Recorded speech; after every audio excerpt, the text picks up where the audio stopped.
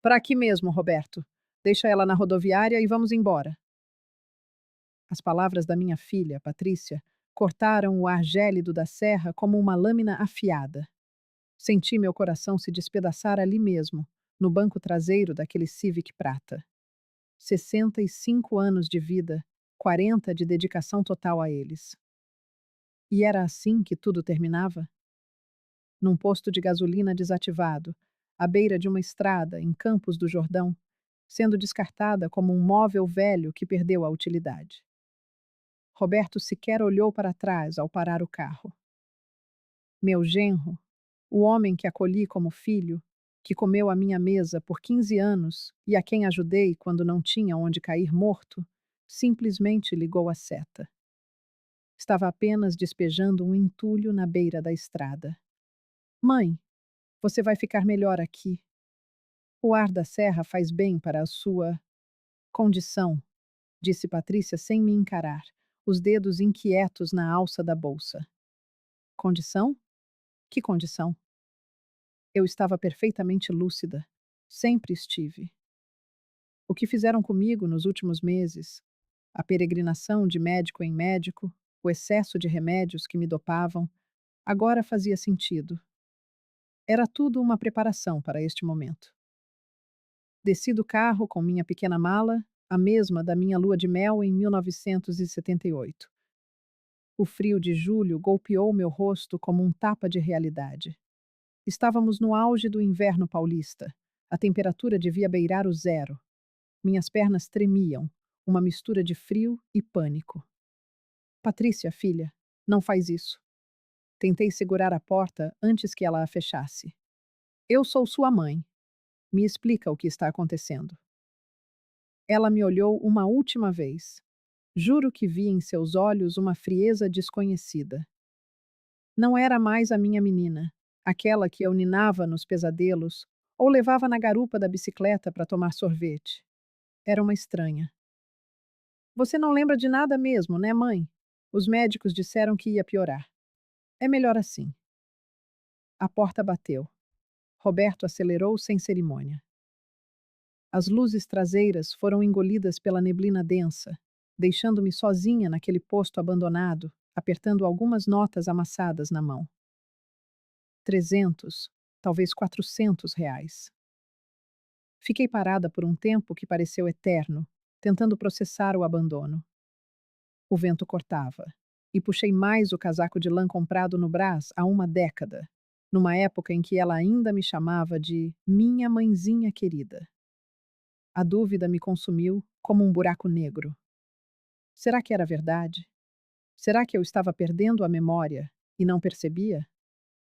Pensei na rotina recente, os remédios que Patrícia jurava serem vitaminas, a confusão mental induzida. Mas então, a lucidez voltou como um raio ao me lembrar do que descobri 2 semanas atrás. O extrato bancário. R$ 85.000 sumidos da minha poupança. Saques regulares assinados por Patrícia. E os tratamentos caros que ela dizia pagar. Nunca existiram. A realidade desabou sobre mim. Minha própria filha me roubou, me dopou para forjar uma demência, e agora me largava na serra para morrer. O plano era perfeito. Uma idosa senil se perde nas montanhas, morre de hipotermia, e o apartamento no Jardim Santo André fica livre para a venda. Eles haviam calculado até a minha morte. Uma raiva que eu não sentia há décadas queimou em meu peito, aquecendo o sangue. Eu, que trabalhei dobrado na costura para pagar os estudos dela, que vendi minhas joias para sua faculdade, que cozinhei para aquele genro ingrato. Era essa a retribuição? Comecei a caminhar pela estrada escura, guiada pelos postes antigos. Meus pés doíam nas botinas velhas, mas cada passo era um ato de resistência. Passei por casas iluminadas, famílias jantando, e a inveja me picou. Até que vi a placa. Pousada Montanha Serena, Dona Irene. Quarto e café. Uma casa amarela, varandas de madeira, flores resistindo ao frio. Hesitei. O dinheiro daria para uma semana. E depois? Bati. Uma senhora de cabelos grisalhos e avental florido atendeu. Tinha aquele sorriso genuíno de quem ainda não perdeu a fé na humanidade. Boa noite, querida. Você parece perdida. Está tudo bem? Eu. A voz falhou. Como dizer que fui descartada pela filha? Preciso de um lugar. Só por uns dias. Claro, entre. Vamos tomar um chá quentinho e conversar. Dona Irene me guiou para uma sala com cheiro de canela e lenha queimando. Sou Irene Campos. E a senhora?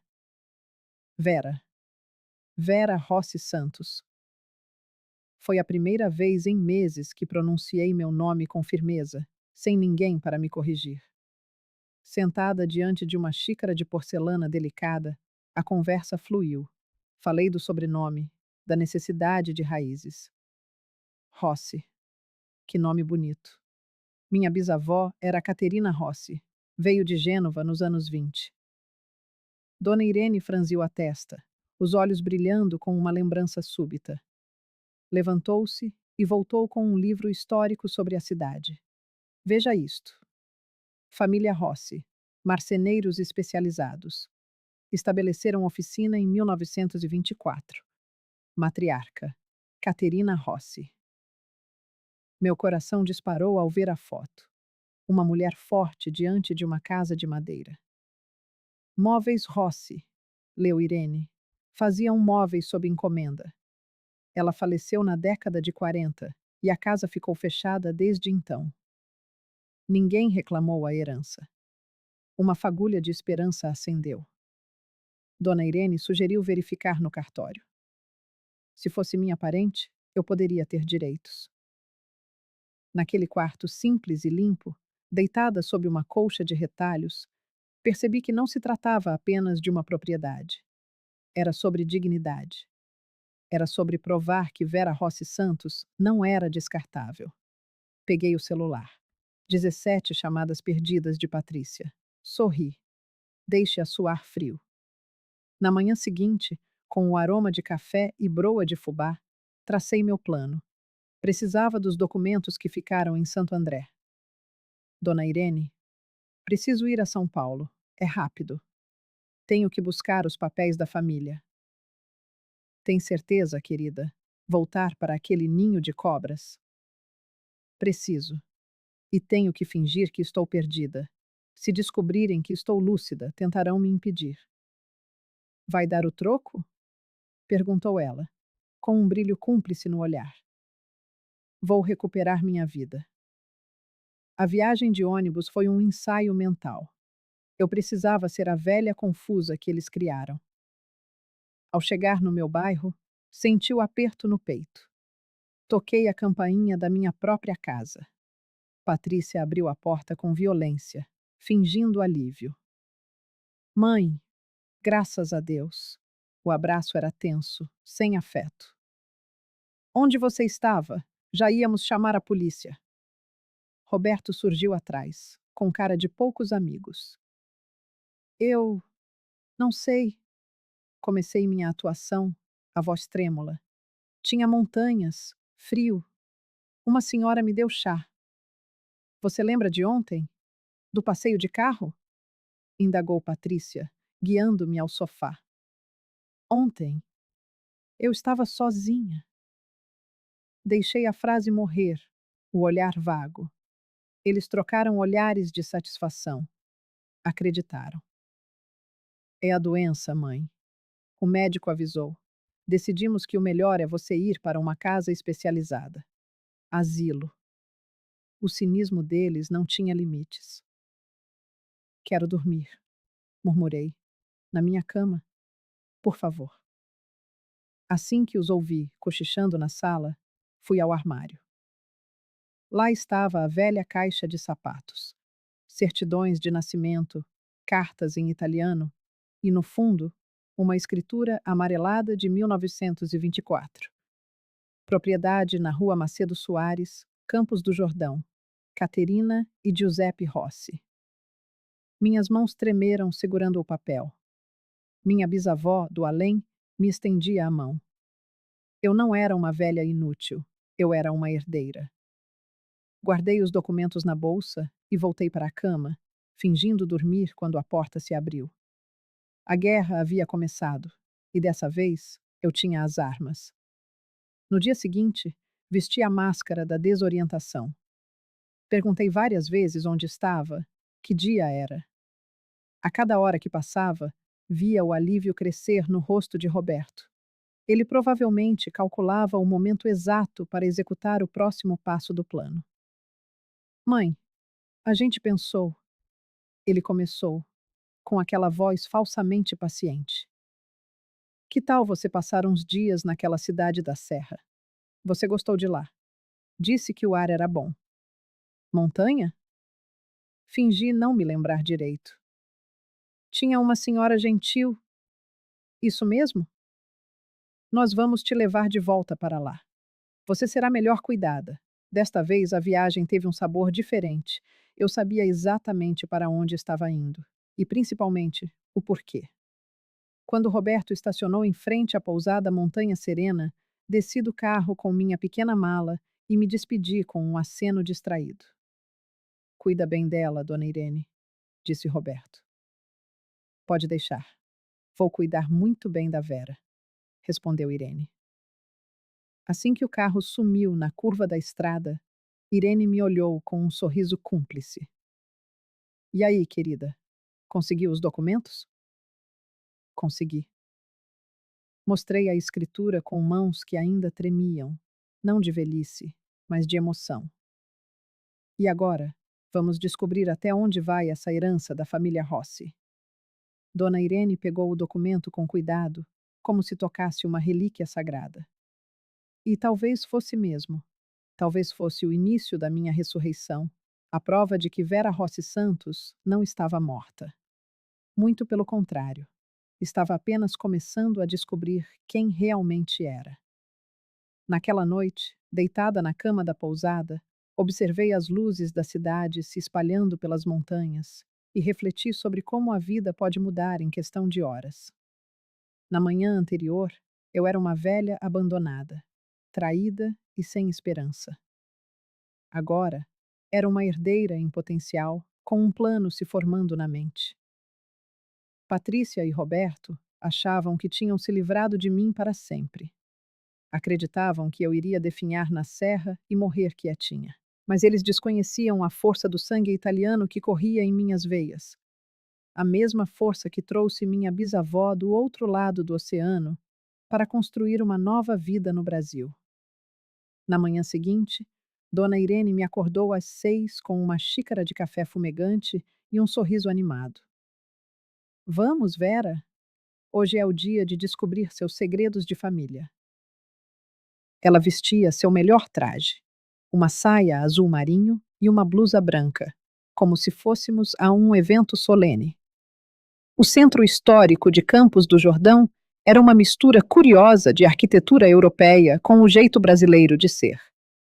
Casas de madeira com telhados pontiagudos dividiam espaço com sobrados coloniais, tudo meio empoeirado pelo tempo, mas mantendo um charme nostálgico. Irene guiou-me pelas ruas de paralelepípedo até pararmos diante de uma casa térrea de madeira escura. Janelas de guilhotina e uma placa desbotada pendurada na porta anunciavam: Móveis Rossi, arte em madeira.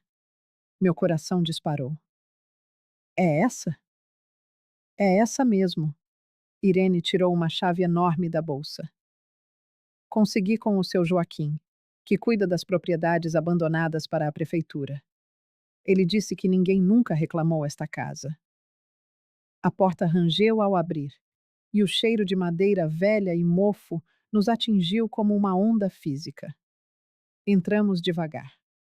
Senti como se pisasse em solo sagrado. A oficina estava exatamente como minha bisavó a deixara, 80 anos atrás.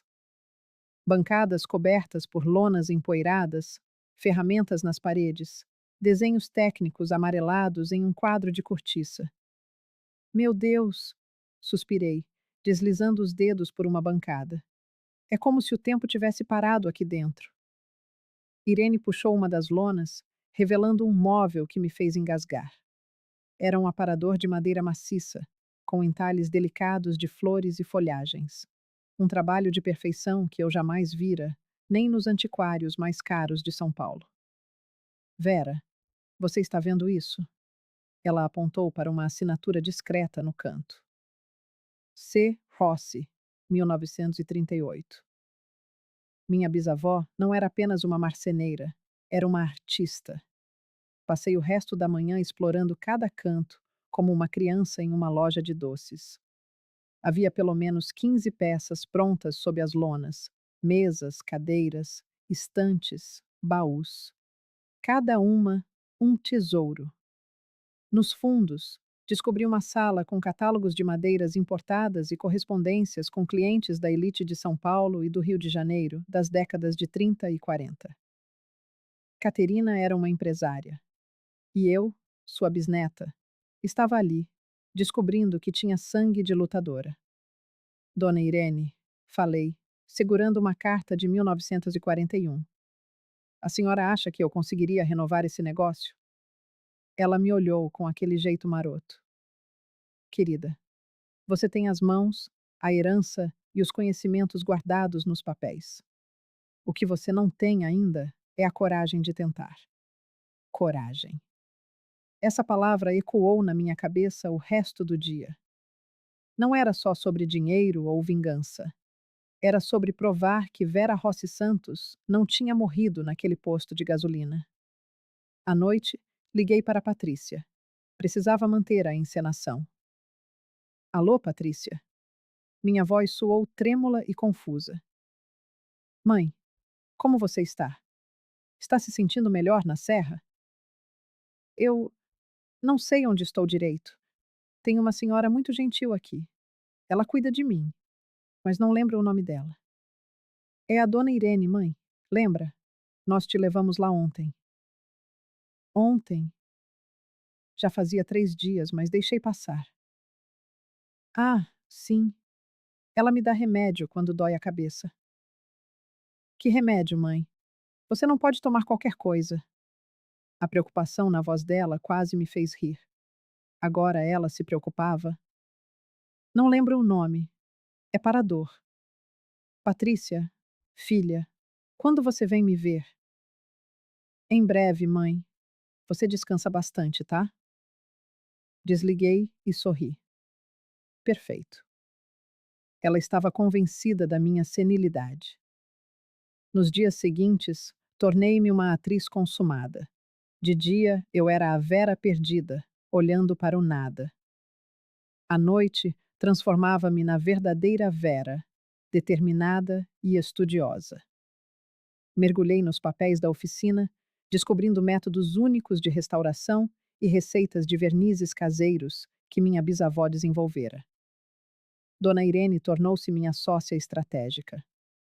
Não adianta sair contando que você está recuperando a oficina, aconselhou ela. Tem que ser discreta. Conheço gente que aprecia trabalho artesanal. Foi assim que conheci o Dr. Henrique Almeida, um médico aposentado apaixonado por antiguidades. Irene me apresentou como uma restauradora especialista. Então a senhora trabalha com restauração? Perguntou ele, servindo chá em porcelana inglesa. Sim, é uma tradição de família. Minha bisavó era Caterina Rossi. Caterina Rossi? Ele exclamou. Tenho uma peça dela. Ele me mostrou um buffet magnífico assinado. C. Rossi, 1939. Fiquei emocionada. A conexão com minha bisavó pulsava naquela sala. Doutor Henrique, o senhor teria interesse numa restauração? Tenho peças na oficina que precisam de cuidado. Com certeza. Onde fica? Na Rua Macedo Soares. Reabrimos a oficina da Caterina. Ele ficou extasiado e se ofereceu para financiar os primeiros reparos. Naquela semana, minha nova vida começou oficialmente. A primeira peça que restaurei foi uma cadeira de balanço. Quando terminei, usando as receitas antigas, ela parecia nova, mas mantendo a alma dos anos 30. Isso não é restauração, É ressurreição, disse o doutor Henrique, pagando-me R$ 2.000 e encomendando mais 3 peças. Eu estava genuinamente feliz. Acordava ansiosa para trabalhar. Mas a felicidade não apagava a memória da traição. Um mês depois, Patrícia ligou novamente, cheia de culpa fingida, prometendo visitas que nunca aconteciam. Ela e Roberto estavam ocupados demais gastando meu dinheiro para visitar a velha doente. Enquanto isso, minha reputação crescia. Aluguei um quartinho nos fundos da oficina, que virou meu santuário. Meus dedos recuperaram a agilidade, minha mente estava afiada. Foi numa noite de trabalho que tudo mudou novamente. Organizando papéis, encontrei uma pasta em uma gaveta secreta da bancada. Dentro, escrituras de 3 propriedades em Campos do Jordão, todas em nome da família Rossi. Não era apenas a oficina. Minha bisavó fora dona de um pequeno império. Um dos imóveis era um sobrado no centro histórico, hoje uma pousada de luxo. O outro, um terreno no alto do Capivari que valia uma fortuna. Segurei os papéis contra o peito. O jogo tinha acabado de virar, e desta vez as cartas estavam todas na minha mão. A terceira propriedade era uma joia. Uma casa na Vila Capivari, alugada por uma agência imobiliária há décadas, sem que eu sequer soubesse. Desabei na cadeira da bancada e o riso veio. Primeiro tímido, depois avassalador. Ri sozinha na oficina silenciosa, uma gargalhada que beirava a loucura. Patrícia e Roberto haviam me roubado R$ 85.000, crentes de que estavam fazendo a fortuna da vida deles. Mal sabiam os tolos que eu acabara de descobrir uma herança avaliada em mais de 2 milhões. Naquela mesma noite, telefonei para Dona Irene. Ela surgiu na oficina num átimo, ainda de camisola e chinelos, e varamos a madrugada traçando estratégias. Vera, você precisa regularizar tudo isso antes de dar qualquer passo, alertou ela, grave. E vai precisar de um advogado de confiança. Conheço alguém, respondi, evocando a imagem do Dr. Felipe Bernardes, um especialista em direito imobiliário que me procurara para restaurar a mesa de seu escritório. Ele é sério, discreto e competente. Ótimo. Mas você tem que manter o teatro, reforçou Irene. Continue fingindo que está doente. Pelo menos até a papelada estar blindada. Se a Patrícia descobre que você está lúcida e milionária.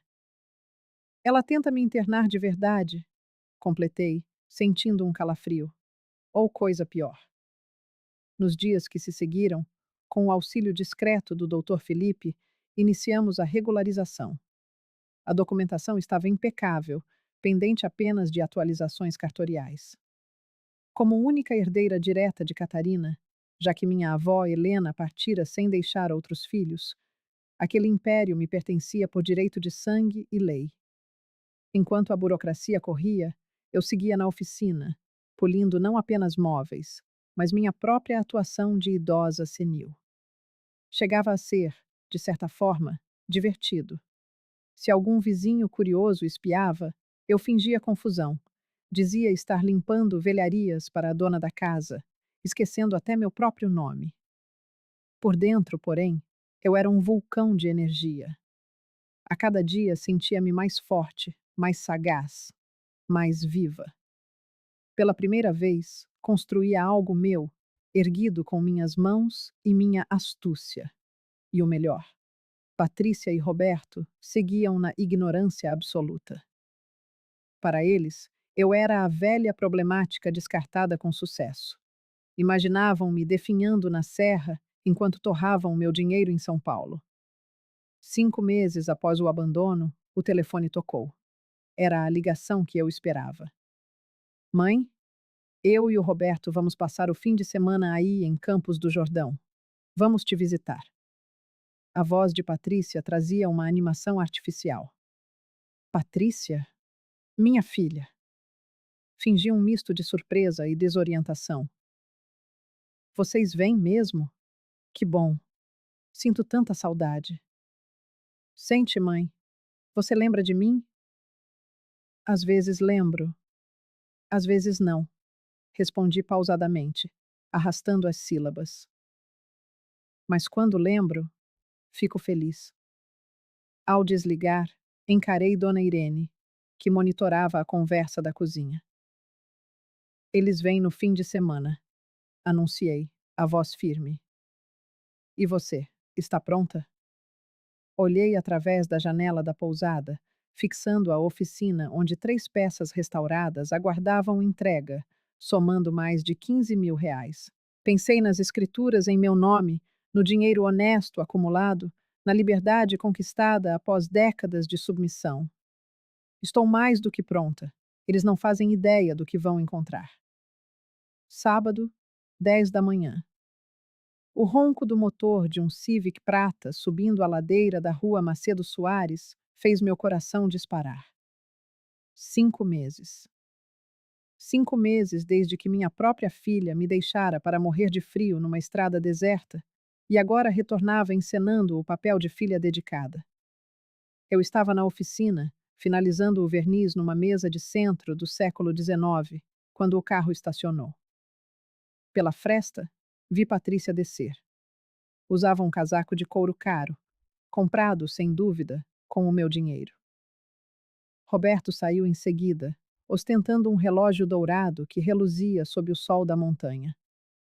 Olhavam em volta, confusos. Claro, não esperavam me achar numa marcenaria no centro histórico. A expectativa era um quarto de hospital, uma velha babando e falando com as paredes. Em segundos, guardei os pincéis e lancei uma lona velha sobre a mesa. Era a hora do show. Mãe? A voz de Patrícia ecoou. Mãe, você está aí dentro? Abri a porta devagar. Desalinho no cabelo, olhar vago, ombros caídos.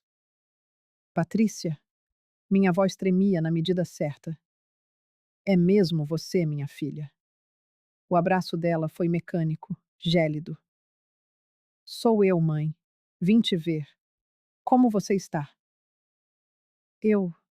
Eu não sei direito onde estou, murmurei, varrendo a oficina com um olhar perdido. Aquela senhora, a dona Irene, disse que posso ficar aqui, que é minha casa, mas não lembro. Roberto analisava o ambiente com aquele olhar calculista que eu aprendera a detestar. Vera, o que você faz aqui? Disseram que estava na pousada. Fico lá à noite. De dia venho para cá, expliquei confusa. Tem coisas velhas. Gosto de limpar. Me lembra de algo, só não sei o quê.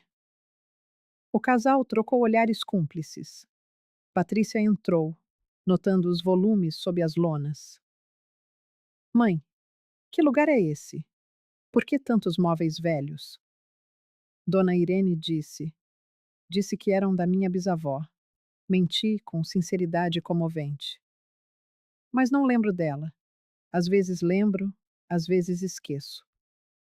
Roberto puxou uma lona, revelando um aparador que eu terminara na semana anterior. Seus olhos se arregalaram diante da perfeição do restauro. Vera, isso está impecável. Quem restaurou?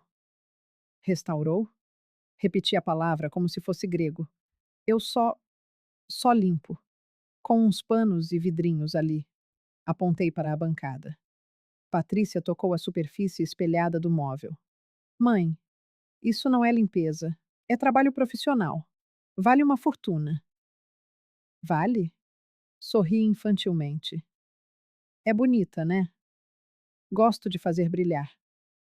Roberto, agora intrigado, começou a descobrir as outras peças: cadeiras, mesas, estantes. A cada revelação, sua expressão endurecia. Patrícia, vem ver. Ele chamou diante de uma escrivaninha. Assinatura aqui embaixo. C. Rossi, 1935. C. Rossi.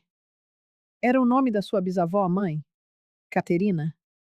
Acho que sim. Caterina. Balancei a cabeça, simulando esforço de memória. Ela fazia móveis aqui. E quem está restaurando isso agora? Roberto me fuzilou com o olhar. Tem alguém trabalhando aqui? Tem um senhor, de cabelo branco. Ele vem às vezes, mexe nas coisas. Eu só ajudo. Referia-me ao doutor Henrique, meu cliente e amigo. Como se ensaiado, Dona Irene surgiu na porta, sorridente, a própria encarnação da cuidadora bondosa. Ah, Vera querida, visitas. Devem ser a filha e o genro. Ela fala tanto de vocês. Fala? Patrícia estranhou. Ela lembra? Depende do dia. Irene suspirou, teatral. Tem dias que ela mexe nas coisas da bisavó como se vivesse no passado. Em outros, não sabe nem onde está. Roberto, com faro de perdigueiro, foi direto ao ponto. Dona Irene, de quem é esta propriedade? E esses móveis? Ah, história complicada. Irene hesitou, saboreando o momento. Parece que a bisavó da Vera era dona disso tudo. Quando achamos os papéis, descobrimos que a Vera tinha direito à herança. Mas ela, bem, ela não entende dessas coisas legais. Vi o sangue drenar do rosto de Patrícia. Que papéis? Que herança? As escrituras que estavam na casa de Santo André. Vera trouxe uma caixa. O cartório confirmou. Ela é herdeira legítima de algumas propriedades aqui em Campos do Jordão. O silêncio foi ensurdecedor. O pânico estampou-se na cara dos dois. Algumas propriedades? Roberto tentou soar casual, falhando miseravelmente. Quantas? Irene olhou para mim, pedindo permissão muda. Fiz minha cara de paisagem. Bem, são 3 no centro histórico. Esta oficina e 2 casas alugadas há décadas. Ela fez uma pausa dramática. O advogado avaliou em mais de 2 milhões de reais. 2 milhões. A cifra pairou no ar como uma guilhotina. Patrícia precisou se apoiar numa cadeira, como se tivesse levado um soco. 2 milhões? Gaguejou. Pelo menos, confirmou Irene, jovial. E valorizando. Roberto aproximou-se com um sorriso que parecia desenhado à faca. Vera, você entende? Você é uma mulher rica. Rica? Olhei para ele, perdida. Mas não tenho dinheiro. Só os 400 reais que vocês me deram. Não, Vera. Rica pelas casas. Ah, fingi um despertar lento. Por isso aquele senhor de terno vem aqui. Fala de dinheiro, mexe em papéis. Que senhor? Patrícia disparou. O advogado da Vera, explicou Irene. Doutor Felipe Bernardes, homem sério, escritório no centro. Está cuidando de tudo. Assistir ao arrependimento ganancioso dos dois foi, talvez, o momento mais satisfatório da minha vida. Roberto puxou Patrícia para um canto. Cochichavam furiosamente, mas eu ouvia tudo. Patrícia, abandonamos sua mãe e ela virou milionária. Se ela está doente, quem cuida do dinheiro? Esse advogado pode estar roubando, ou essa cuidadora. Precisamos agir. Voltaram com sorrisos de plástico. Mãe, disse Patrícia, com uma doçura nauseante. Que tal voltar para São Paulo com a gente? Vamos cuidar de você lá em casa. Voltar? Simulei pânico. Mas a dona Irene disse que aqui é minha casa. Sim, mas em São Paulo você tem seus médicos. Médicos? Eu não lembro. Vera, insistiu Roberto. Alguém da família precisa cuidar dessa herança. É muito complicado para você. Com todo respeito, interrompeu Irene, firme. O advogado já cuida disso. Vera está feliz aqui. Tem amigos, rotina. Que amigos? Indagou Patrícia, seca. Doutor Henrique, Dona Marina da Pousada, seu Joaquim da prefeitura. Vera é muito querida na cidade. E era verdade. Eu tinha uma vida, uma rede de apoio real. Mas Roberto não desistia. Ela precisa de cuidados especializados. Uma pessoa com demência não pode administrar tal patrimônio. Ela não está sozinha, rebateu Irene. Percebendo o clima esquentar, intervim com minha voz chorosa. Por favor, não briguem. Eu não entendo de dinheiro. Só quero ficar com minhas coisinhas da vovó. Patrícia ajoelhou-se, segurando minhas mãos com uma ternura falsa que me revirou o estômago.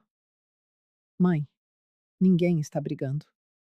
Nós nos preocupamos. 5 meses sem te ver. Não sabíamos se estava bem.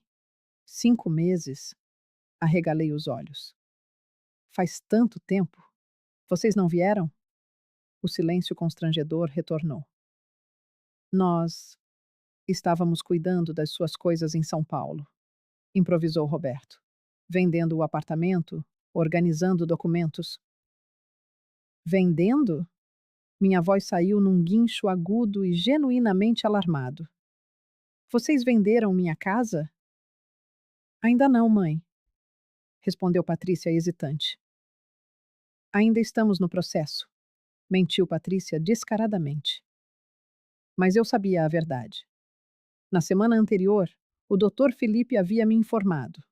O apartamento em Santo André fora vendido há 2 meses. O dinheiro, cerca de R$ 300.000, repousava numa conta controlada por Roberto, meu representante legal. Mas onde vou morar se vocês venderem minha casa? Perguntei, trêmula. Você vai morar conosco, mãe. Na nossa casa. Vamos cuidar muito bem de você. A ironia tinha um sabor delicioso, ainda que amargo. 5 meses atrás, descartaram-me como lixo. Agora, queriam-me de volta ao lar para cuidar de mim. A única variável na equação era o meu valor. Agora, eu valia R$ 2 milhões. Eu não quero ir embora daqui. Fingi um choro iminente. Aqui eu me lembro da vovó Catarina. Gosto dos móveis, gosto da dona Irene. Mãe, seja razoável, disse Patrícia, a paciência se esvaindo. Razoável? Dona Irene interveio implacável. A senhora acha razoável arrancar uma pessoa idosa do lugar onde ela se sente bem para levá-la a um ambiente que ela nem recorda mais? Ela é minha mãe, explodiu Patrícia. Tenho o direito de cuidar dela. Ah, é? Dona Irene cruzou os braços. E onde estava esse cuidado nos últimos 5 meses? A Vera chegou aqui abandonada, sem dinheiro, sem roupa para o frio da serra. Se não fosse pela bondade dos vizinhos e pela herança que descobriu, sabe onde ela estaria agora? Um silêncio de chumbo abateu-se sobre a oficina. Patrícia e Roberto sabiam exatamente onde eu estaria, morta e enterrada, deixando o caminho livre para a herança sem complicações. Roberto tentou uma última cartada. Dona Irene, não queremos ser desrespeitosos, mas legalmente, Patrícia é filha da Vera e tem direitos sobre ela. Se for necessário, entraremos na justiça para obter a guarda. Foi nesse momento que senti uma raiva fria subir pelo peito, densa como lava. Tinham a audácia de me abandonar para morrer e, agora, ameaçavam usar a justiça para me forçar a voltar? Guarda. Dona Irene riu com desdém. Vocês vão pedir a guarda de uma mulher perfeitamente bem cuidada, com casa própria, dinheiro e amigos? Com que base? Com base no fato de que ela tem demência, gritou Roberto, perdendo a compostura. Olha ela aí! Não sabe nem que dia é hoje. O grito dele me assustou e encolhi-me instintivamente.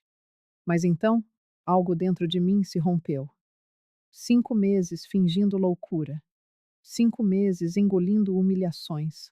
5 meses planejando este exato momento. Que dia é hoje? Perguntei. Minha voz saiu baixa, mas firme, desprovida de qualquer tremor. Todos se viraram para mim, surpresos com a súbita mudança de tom. É sábado, 15 de dezembro de 2024. Continuei, minha voz ganhando força e preenchendo o ambiente. Faz exatamente 5 meses e 12 dias que vocês me abandonaram num posto de gasolina na estrada de ferro, às 8 horas da noite, com R$ 400 no bolso e a roupa do corpo. O sangue drenou dos rostos de Patrícia e Roberto. Dona Irene me olhava com um sorriso orgulhoso. Faz 2 meses e 15 dias que vocês venderam meu apartamento em Santo André por R$ 320 mil, sem me avisar.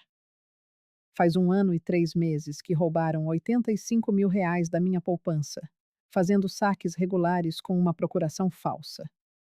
Minha voz ecoava pela oficina como um martelo batendo na bigorna. E faz exatamente 5 minutos que vocês ameaçaram entrar na justiça para obter minha guarda. Não por amor, não por preocupação, mas porque descobriram que herdei R$ 2 milhões em propriedades. Patrícia começou a tremer. Mãe, eu. Nós. Nada de mãe. Minha voz saiu como um rugido. Mães são cuidadas por filhas, não abandonadas para morrer de frio na serra. Roberto tentou gaguejar uma explicação. Vera, nós. Você estava realmente doente. Os médicos disseram. Que médicos? Encarei-o profundamente. O doutor Carvalho, que vocês pagaram para receitar remédios que me dopavam. O doutor Santos, que assinou um laudo falso de Alzheimer. Vocês acham mesmo que eu não descobri? A oficina mergulhou num silêncio absoluto, quebrado apenas pela respiração pesada dos presentes. A diferença entre eu e vocês, continuei, gélida como a serra em julho, é que não precisei mentir, roubar ou abandonar ninguém para conseguir meus 2 milhões. Eu os herdei por direito. E vocês? Vocês perderam qualquer direito de me chamar de mãe ou sogra no dia em que me jogaram fora como lixo. Patrícia começou a chorar, mas eram lágrimas de desespero, não de arrependimento. Agora, saiam da minha oficina. Apontei para a pepeta. Saiam da minha cidade e não voltem mais. Mas eles não saíram. E foi aí que soube que o confronto final ainda estava por vir. Roberto deu um passo à frente, punhos cerrados, o rosto vermelho de raiva. Você não vai nos expulsar de lugar nenhum, Vera. Viemos buscar o que é nosso por direito. Nosso? Minha voz era gelo cortante. E o que, exatamente, seria de vocês aqui? Você é nossa responsabilidade, disse Patrícia, tentando recuperar o controle. Doente ou não, é minha mãe e tenho obrigação legal de cuidar de você. E se está realmente lúcida, como parece agora, precisa explicar por que fingiu demência por 5 meses. Ah, ela queria jogar essa carta. A manipulação emocional, a culpa, a inversão de valores. Era exatamente o que eu esperava. Fingi demência? Sorri friamente. Interessante. Então admitem que me abandonaram acreditando que eu estava realmente doente? Abandonaram uma mulher de 65 anos com suposta demência, sozinha na serra, no frio? Isso tem nome no Código Penal, sabiam? Roberto avançou mais um passo. Nós não abandonamos ninguém. Deixamos você num local seguro, com uma pessoa de confiança. Deixaram? Minha risada soou como vidro estilhaçando. Vocês me jogaram num posto abandonado às 8 da noite, no meio do nada, e foram embora. Se não fosse a dona Irene me encontrar caminhando na estrada, eu teria morrido de hipotermia naquela noite. Isso não é verdade, gritou Patrícia. Nós te deixamos na porta da pousada. Mentia, então. Mente agora. Fixei meus olhos nos dela. Mas não se preocupem. Eu tenho provas de tudo. Nesse instante, ouvi o som que aguardava, o ronco de um motor subindo a ladeira. Pela janela, vi uma viatura da Polícia Civil parar em frente à oficina, seguida por um sedã preto. Que sorte, disse sorrindo. Chegaram bem na hora. Patrícia e Roberto olharam para a janela e empalideceram. Que. Que polícia é essa? Ora, a polícia que eu chamei, é claro. Arrumei os cabelos e alisei a blusa. Vocês não acham que eu enfrentaria 2 criminosos sozinha, acham? A porta se abriu. Entraram 3 homens: o Dr. Felipe Bernardes, meu advogado, um delegado e um investigador. Dona Irene os seguiu, carregando uma pasta grossa de documentos. Boa tarde, cumprimentou o delegado. Sou Marcos Silva, da Delegacia de Crimes contra o Idoso. Estamos aqui atendendo a uma denúncia da senhora Vera Rossi Santos. Roberto e Patrícia se entreolharam, o pânico estampado nos rostos. Denúncia? Patrícia forçou um sorriso trêmulo. Deve haver um engano. Não há engano nenhum. Dr. Felipe abriu a pasta.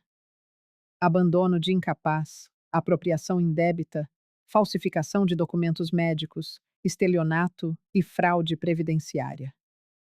Minha filha tropeçou para trás, apoiando-se numa cadeira. Isso, isso não pode estar acontecendo. Oh, mas está, disse eu, aproximando-me devagar. Sabe por que fingi estar louca por 5 meses, Patrícia? Não foi só para me proteger. Foi para dar tempo ao Dr. Felipe investigar cada crime que vocês cometeram contra mim. O delegado prosseguiu, impassível. Senhor Roberto Almeida Silva, o senhor está sendo autuado por apropriação indébita qualificada, ao subtrair R$ 85.000 da conta da vítima mediante procuração fraudulenta. Procuração fraudulenta? Gaguejou Roberto. Mas ela assinou sob efeito de medicamentos prescritos ilegalmente, completou o investigador, consultando notas. Temos os laudos reais comprovando que a senhora Vera jamais teve demência ou Alzheimer. Patrícia tremia visivelmente. Mãe, por favor, podemos conversar. Resolver em família. Em família? Minha voz subiu uma oitava. Que família, Patrícia? A mesma que me drogou, forjou laudos, roubou meu dinheiro, vendeu minha casa e me abandonou para morrer?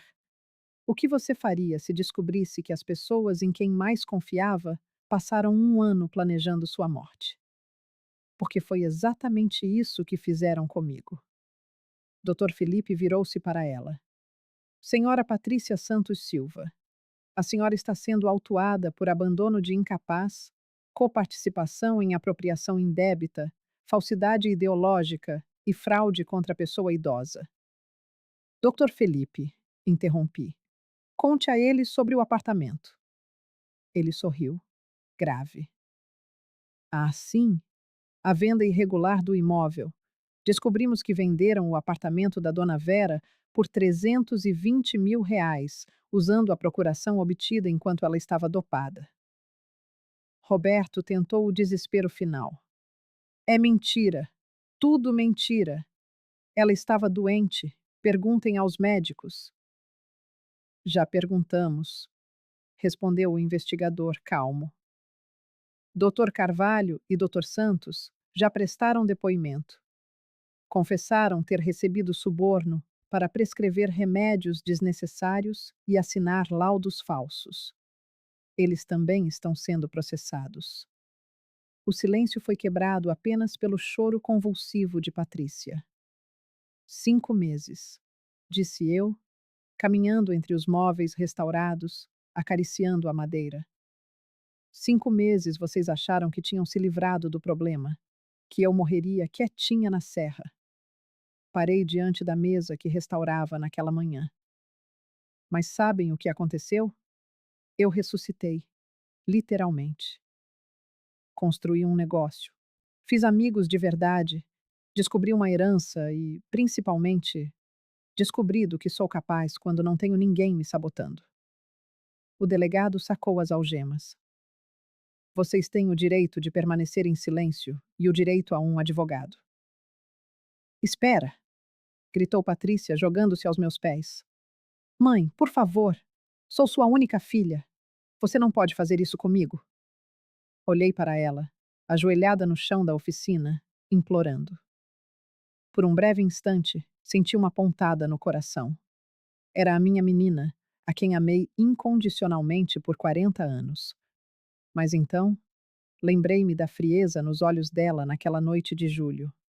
Lembrei-me do dinheiro sumindo, da confusão mental induzida, do frio cortante da serra. Você deixou de ser minha filha no dia em que decidiu que eu valia mais morta do que viva. Respondi com uma tranquilidade surpreendente. Uma filha protege a mãe. Você tentou me assassinar. Eu nunca, eu nunca quis que você morresse. Ela soluçava. Não? Então me explica o seguro de vida de R$ 500.000 que vocês fizeram em meu nome, 3 semanas antes de me abandonarem. O silêncio foi total. Até Roberto parou de resistir. Ah, acharam que eu não ia descobrir isso também? Dr. Felipe confirmou. Seguro de vida, R$ 500.000. Beneficiária única, Patrícia Santos Silva. Contratado em junho de 2024. Era a prova final. A evidência incontestável do plano macabro. Roberto foi o primeiro a ser algemado. Murmurou apenas. Vera, nós precisávamos do dinheiro. Estávamos cheios de dívidas. E isso justifica tentar matar uma pessoa? O delegado balançou a cabeça com reprovação. Quando chegou a vez de Patrícia, ela agarrou minhas pernas. Mãe, me perdoa? Por favor, eu te amo. Você é tudo o que eu tenho. Soltei suas mãos gentilmente e me afastei. Não, Patrícia. Eu era tudo o que você tinha. Agora, você tem apenas as consequências das suas escolhas. Foram levados para a viatura sob os olhares da vizinhança. Vi conhecidos, clientes, amigos, todos me cumprimentando com respeito, como a uma heroína que finalmente fez justiça. Quando a polícia partiu, restamos eu, Dona Irene e Dr. Felipe. E agora, Vera? Perguntou Dona Irene. Como está se sentindo? Era uma pergunta complexa. Como se sente alguém após mandar prender a própria filha? Aliviada, respondi, honesta. Pela primeira vez em um ano, sinto-me segura. Sem remorso? Indagou o Dr. Felipe. Pensei por um momento. Remorso? Não. Tristeza? Sim, muita. Porque perdi uma filha há muito tempo. A Patrícia que criei morreu no dia em que decidiu que minha vida valia menos que R$ 85.000. Na semana seguinte, a história correu por toda Campos do Jordão. A manchete do jornal local dizia tudo. Idosa finge demência para desmascarar filha criminosa. Logo em seguida, a imprensa de São Paulo repercutiu a notícia, e eu me tornei, ainda que brevemente, uma celebridade regional. Contudo, o que realmente importava acontecia dentro da minha oficina. As encomendas triplicaram. Pessoas vinham da capital, do Rio de Janeiro e até de outros estados, não apenas pelos móveis, mas para conhecer a oficina de Caterina Rossi e encomendar peças restauradas com alma. Um mês após a prisão deles, organizei a inauguração oficial da minha galeria. Foi uma celebração íntima, apenas para amigos e clientes, mas que significava o mundo para mim. O Dr. Henrique fez um brinde emocionado, falando sobre segundas chances e renascimento. Dona Irene chorava de orgulho num canto. Até o prefeito de Campos do Jordão apareceu, curioso para conhecer a empreendedora que honrava as tradições da cidade. Foi em meio a essa alegria que recebi uma ligação inesperada. Alô, Dona Vera, aqui é o Dr. Pereira, advogado da Patrícia. Meu coração disparou. O que ela quer? Ela gostaria de falar com a senhora. Está muito arrependida, profundamente abalada. Quer pedir perdão pessoalmente. Contemplei a galeria cheia, os móveis que brilhavam sob a luz quente e as pessoas que haviam se tornado minha nova família. Pensei em toda a vida que construí do 0 aos 65 anos. Doutor, respondi com uma calma que me surpreendeu. Diga a ela que o perdão não é algo que se pede, é algo que se conquista com uma mudança genuína de comportamento através do tempo. Se ela quer meu perdão, que prove durante os anos de prisão que realmente mudou. E se ela provar? Fiquei em silêncio por um longo momento, ouvindo o burburinho da festa ao fundo. Aí conversaremos. Mas por enquanto, eu tenho uma vida nova para viver. E ela tem uma dívida com a sociedade para pagar. Desliguei o telefone e voltei para o salão. Dona Irene se aproximou com 2 taças de champanhe. Era sobre a Patrícia? Era. Aceitei a taça. Mas não quero falar sobre isso hoje.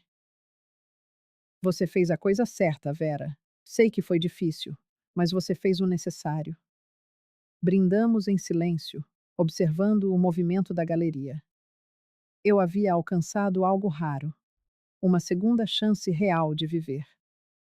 Aos 65 anos, descobri uma profissão, uma paixão e uma identidade que era, finalmente, só minha. 6 meses depois, a justiça foi feita. Roberto foi condenado a 4 anos por apropriação indébita e fraude. Patrícia recebeu 5 anos por abandono de incapaz e coparticipação nos crimes financeiros. Ambos foram obrigados a ressarcir integralmente o valor roubado, além de pagarem indenização por danos morais. A história ganhou as manchetes e virou estudo de caso em faculdades de direito sobre crimes contra idosos. Recebi convites para palestrar sobre empreendedorismo na terceira idade e o enfrentamento da violência familiar. Mas o meu maior orgulho era abrir a oficina todas as manhãs e ver a placa nova que mandei fazer.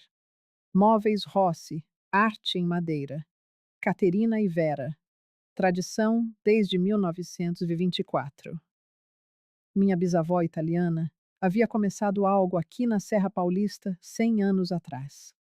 Eu estava honrando seu legado, mas trilhando meu próprio caminho. 3 anos se passaram. Numa tarde de outono, eu trabalhava numa cômoda de 1940 quando ouvi passos na entrada. Ergui os olhos e vi uma mulher magra, de cabelos grisalhos e roupas simples. Levei alguns segundos para reconhecer minha filha.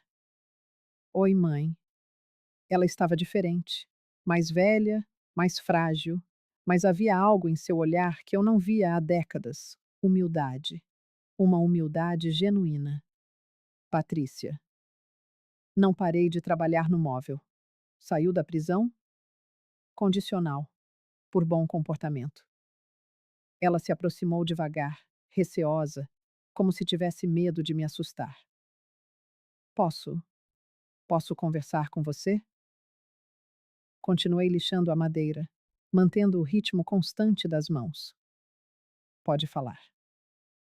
Eu sei que não mereço perdão. Sei que fiz coisas imperdoáveis. Mas eu queria que você soubesse que eu mudei. De verdade. Fiz terapia na prisão. Estudei. Trabalhei. Entendi onde errei. E o que foi que você fez de errado? Perguntei sem levantar os olhos.